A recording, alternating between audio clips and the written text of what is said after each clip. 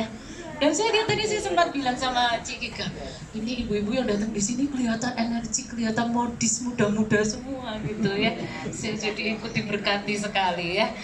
Oke, baik, puji Tuhan. Dan mari sekarang kita akan belajar dari kebenaran firman Tuhan menjadi bekal khususnya bagi Ibu Tina yang hari ini berulang tahun ya. Mari sama-sama kita akan membuka, yang ada Alkitab di handphone silahkan dibuka, yang enggak bisa mendengarkan firman Tuhan disampaikan dari Filipi pasal 4. Saya akan bacakan ayat 4 dan ayat 5. Bersukacitalah senantiasa dalam Tuhan. Sekali lagi kukatakan, bersukacitalah. Hendaklah kebaikan hatimu diketahui semua orang. Tuhan sudah dekat. Amin, puji Tuhan. Firman Tuhan katakan di dalam ayat yang keempat, bersukacitalah senantiasa dalam Tuhan. Sekali lagi kukatakan, apa? Bersukacitalah. Bersukacitalah. Sekali lagi kukatakan, bersukacitalah. Bapak, Ibu, Saudara yang dikasihi oleh Tuhan, kalau hari ini ditanya, kira-kira kalau kita itu bersukacita, itu bisa bersukacita itu karena apa? Ada yang bisa jawab? Bersukacita kalau apa gitu ya? Sehat. Wah, betul sekali, sehat. Ya, benar Tante. Apa lagi? Bersyukur. Selalu bersyukur. Ya, yang lainnya. Bersukacita. Besok mau didolanke ke Eropa sama anak saya. Sukacita enggak? Sukacita.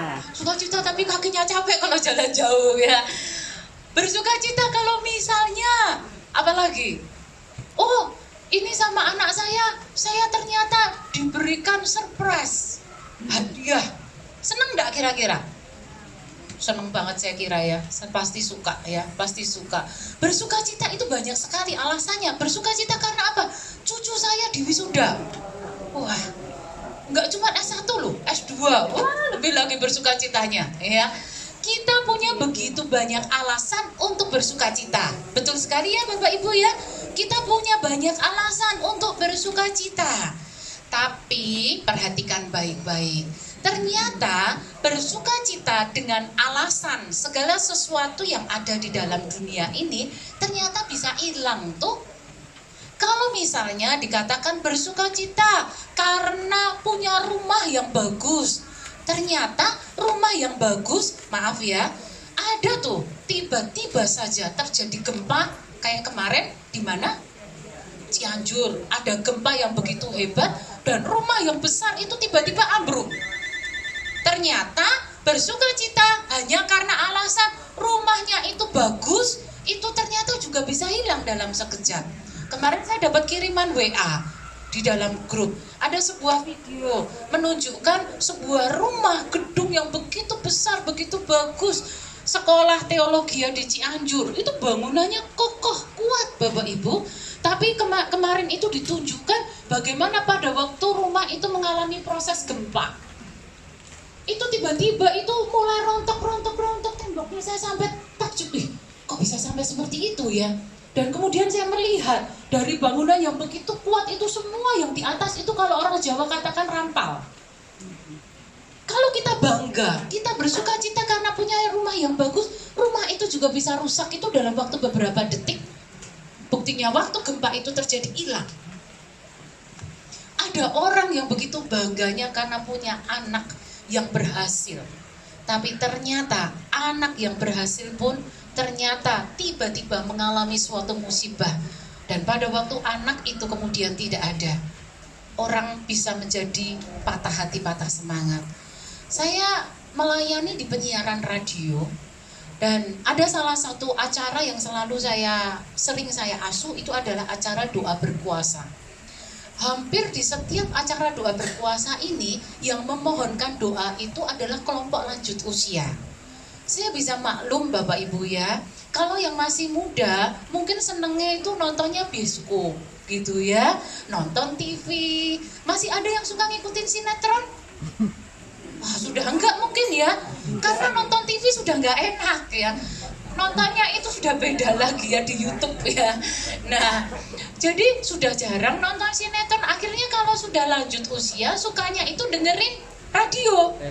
Karena kan penak ya, sambil tiduran layah-layah ngrungokke lagu gitu ya. Nah, salah satu pendengar yang setia itu bernama Eyang Dwijo ya. Nah, satu saat di usia 83 tahun waktu itu, beliau itu menghubungi kami, minta doa. Tapi minta doanya itu aneh Bapak Ibu. Minta doanya itu seperti ini. Tolong doakan supaya saya cepat mati. Wah, saya kaget dengar doa seperti itu. Ada di antara Bapak Ibu yang mau didoakan cepat mati? Enggak ya? Wah, saya masih melihat orang-orang yang bersemangat ya. Jadi, yang ini katakan, saya mau didoakan supaya saya cepat mati. Aduh, saya langsung kaget. Hati saya langsung sedih ya. Kenapa? Ini pasti punya masalah yang berat. Singkat cerita, saya cari ini rumahnya di mana. Dan ketemu rumahnya di mana. Kami kemudian kunjungi. Kami satu tim pelayanan di Tivara, kami kunjungi beliau. Waktu kami kunjungi beliau, dia nangis-nangis. Dan kemudian saya tahu alasannya kenapa kok sampai minta mati. Ternyata beliau itu punya 4 orang anak, laki-laki semua. Dan beberapa tahun sebelumnya, itu salah seorang anaknya itu sudah meninggal.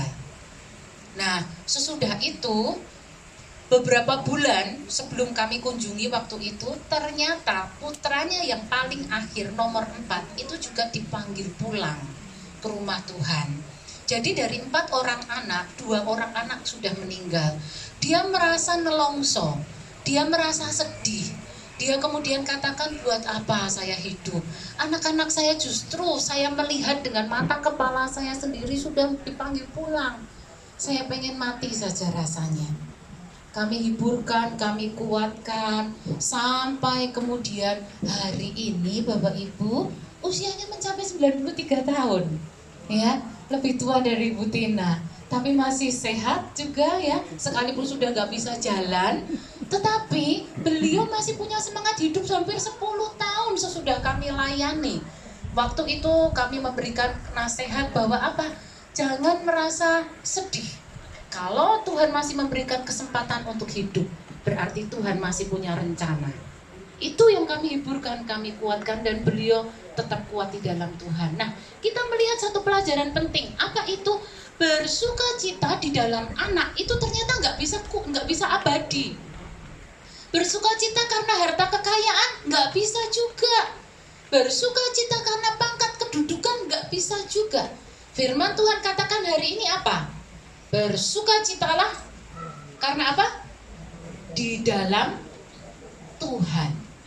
Dalam terjemahan lain itu katakan bersukacitalah karena kita itu hidup di dalam Tuhan. Kok bisa? Ini yang sekarang menjadi sebuah pertanyaan untuk kita semua. Kok bisa bersukacita itu di dalam Tuhan dan itu menjadi satu kekuatan untuk kita semua? Nah, tadi pada waktu saya masuk rumah ini, saya sudah cukup merasa enak gitu ya, Pak. Masuk di halaman, wah terasa banyak pohon. Tapi semakin masuk ke dalam, saya semakin merasa, enak sekali nih rumah ini gitu ya. Banyak sekali pohon-pohonan, tanam-tanaman dan terasa sejuk seperti itu. Tapi coba sekarang kita perhatikan, di sini ada sebuah pohon, sayang pohon mangganya di sana ya. Jadi nggak bisa dilihat semua, yang di sini aja deh gitu ya. Di sini ada sebuah pohon dengan batang pohonnya, itu yang menjadi pangkalnya. Nah, sesudah pangkal itu ada apa yang disebut dengan cabang, ya, banyak cabang dahan, banyak cabang-cabangnya. Nah, Yohanes memberikan sebuah ilustrasi bahwa kita itu seperti carang dengan pokoknya. Nah, carang dengan pokoknya itu gambarannya seperti batang pohon dahan dengan pokoknya ini tadi. Kalau dahannya ini dipatahkan, dia bisa hidup nggak? Nggak akan bisa. Bisa nggak berbuah? Lebih lagi, tidak akan bisa berbuah. Dia bisa berbuah kalau dia itu nempel di pokoknya. pohonnya, gitu ya. Pohon mangga bisa berbuah dari dahan-dahannya yang kemudian dia nanti akan mengeluarkan bunga dan dia akan berbuah-buah. Kalau sampai dahannya itu dipatahkan, dikeluarkan dari pokoknya, dia tidak akan bisa hidup. Jangankan berbuah, hidup saja dia nggak akan bisa, dia akan mati. Nah, firman Tuhan katakan dengan gambaran bahwa bersukacita di dalam Tuhan itu sama seperti kita hidup di dalam Tuhan, itu sama seperti dahan yang nempel di pokoknya. Artinya apa? Kita sebagai anak-anak Tuhan hidup di dalam Tuhan, itu kita nempel. Gandol, ada satu pujian, gandol Gusti gitu ya. GKJ punya pujian seperti itu, gandol Gusti gitu ya. Lagunya bagus, lucu, tapi itu memiliki makna yang dalam. Karena apa? Gandol Gusti itu nempel kepada Tuhan. Nempel dalam arti kata bergantung sepenuhnya kepada Tuhan. Kalau kita bergantung sepenuhnya kepada Tuhan, maka apa yang menjadi kebutuhan Bapak Ibu? Apa yang menjadi keperluanmu? Butuh sehat, berdoa. Karena kita nempel kepada Tuhan kita. Butuh apa? Butuh sukacita, nempel kepada Tuhan, dan Tuhan akan mengalirkan sukacita itu dalam hidup kita. Butuh apa? Pemeliharaan, jaminan, nempellah kepada pokoknya, yaitu Tuhan itu sendiri, dan Tuhan akan memberikan jaminan. Kemarin saya sharing dengan teman saya, ya, saya sharing, teman saya itu sudah punya anak, sekarang ini sudah lulus S1 bahkan selesai S2, sekarang dia itu bekerja di Jakarta, mandiri dan bagus karirnya. Tapi dia katakan kepada anaknya ini seperti ini, Mama punya uang, Mama punya tabungan, tetapi uang dan tabungan itu untuk masa tua Mama. Dia katakan seperti itu. Kamu bekerja, bekerjalah dengan baik. Kamu bekerja sekuat tenaga dan kamu simpan uang, kamu nanti tabung, kamu belikan untuk keperluan masa depanmu. Karena apa? Karena Mama tahu bahwa hari tua Mama dipelihara oleh Tuhan. Nah, yang menarik, dia katakan seperti ini. Dia bilang sama saya, kenapa saya bilang seperti itu sama dia? Supaya dia belajar mandiri, dia tidak mengharapkan dari orang tua, tidak mengharapkan warisan. Dan yang berikutnya dia katakan seperti ini, karena saya percaya, kalau firman Tuhan itu katakan, sampai memutih rambutmu, tadi firman Tuhan, tadi lagunya katakan gitu ya, sampai memutih rambutmu, aku akan memelihara engkau, aku akan menggendong engkau. Berarti bahwa Tuhan itu menjamin kita itu sampai putih rambut kita. Tuhan menjamin kita itu bukan sampai anak kita